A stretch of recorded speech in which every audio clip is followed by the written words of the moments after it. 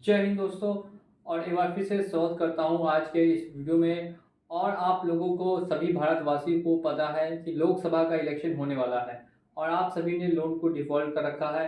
अब इन दोनों के बीच क्या कनेक्शन है और क्या बातें होने वाली हैं आज के इस वीडियो में, तो एक बार फिर से स्वागत करता हूं मैं आप सभी का आपके अपने चैनल लोन हेल्प इंडिया में। और अगर आपने चैनल को अभी तक सब्सक्राइब नहीं किया तो सब्सक्राइब करके बेल आइकन को प्रेस कर दीजिए।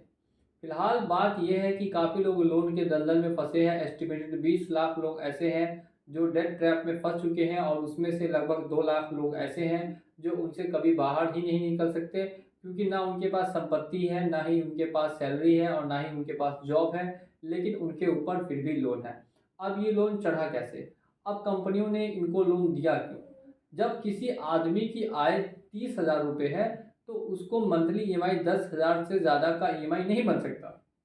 मल्टीपल जगह से लोन मिल जाता है और उनका ईएमआई 50,000 बन जाता है और फिर बोलते हैं कि हम लोग पेमेंट नहीं कर सकते। कैसे करेगा पेमेंट? बैंक को भी पता है कि सामने वाला व्यक्ति पेमेंट नहीं कर सकता, उसके बाद भी बैंक उसको पैसा दे देती है कि लो, और लेके फिर हम तुमको जलील करेंगे, तुमको धमकाएंगे, डराएंगे और तुमसे पैसा वसूली करेंगे। बैंक हो या एनबीएफसी हो, खासकर जो ये ऑनलाइन एनबीएफसीज अभी आई हैं, मैं किसी का नाम अभी लेना नहीं चाहूँगा, लेकिन आप लोग समझ सकते हैं ए टू जेड सभी का सभी यही काम कर रही है, 40% 50% इंटरेस्ट रेट लगाने का। अब साथ साथ में आप लोगों को ये भी मालूम है कि 2024 में लोकसभा का इलेक्शन होने वाला है और तैयारियां शुरू हो चुकी है, रैलियां स्टार्ट हो चुकी है। अब इसी बीच आपको ये मालूम होना चाहिए कि ये कंपनियां हमेशा से आपको मालूम है कि आपको परेशान करती आई है, तंग कर रही है, और इन्होंने एक साजिश और एक प्लानिंग के तहत ये सारा गेम रचाया। ऑनलाइन आए, 30% पे 50% में आपको आसानी से पैसा दिया, ये जानते हुए भी कि एक स्टूडेंट के पास जॉब नहीं होती है। अगर जॉब वाला व्यक्ति है तो उसकी सैलरी इतनी कम है तो उसमें वो इतनी ईएमआई कैसे भर पाएगा, और उसके पास जब कुछ भी नहीं है तो आगे चल के वो लोन वापस कैसे करेगा।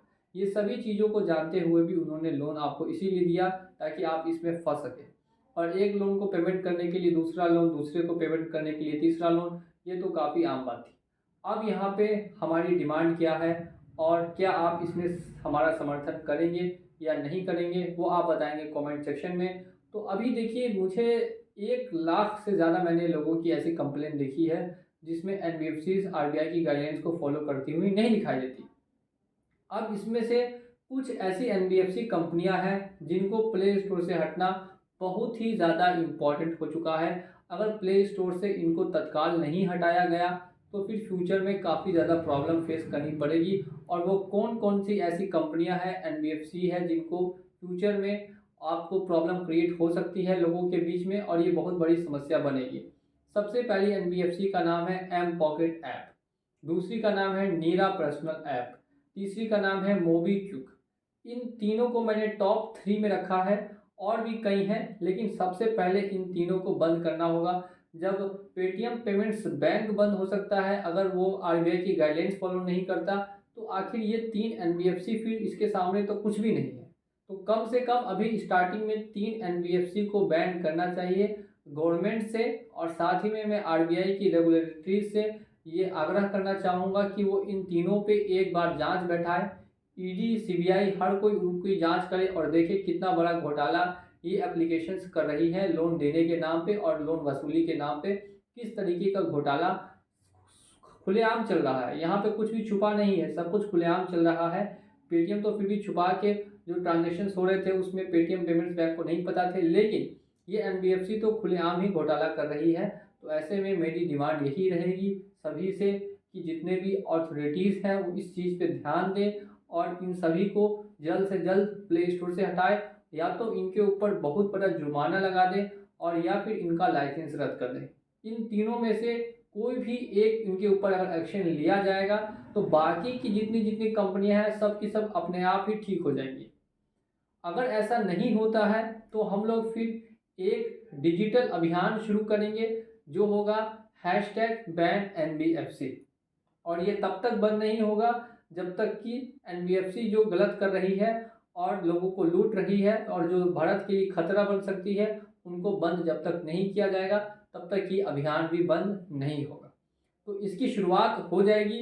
मैं इस महीने के एंड तक ये चाहता हूँ सरकार से कि इस चीज़ को अपने इसमें लाए और इस चीज़ पे अमल करें और बाकी जितने भी लोग हैं वो सरकार को ज़रूर से ज़रूर सपोर्ट करेंगे।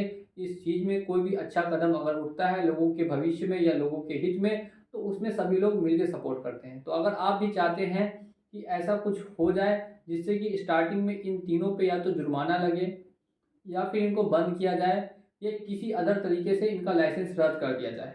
इससे होगा क्या कि बाकियों को सीख मिलेगी। अगर आपको मालूम है कि इन तीनों के ऊपर कड़ा से कड़ा एक्शन लिया गया, तो बाकी अपने आप ही ठीक हो जाएंगे।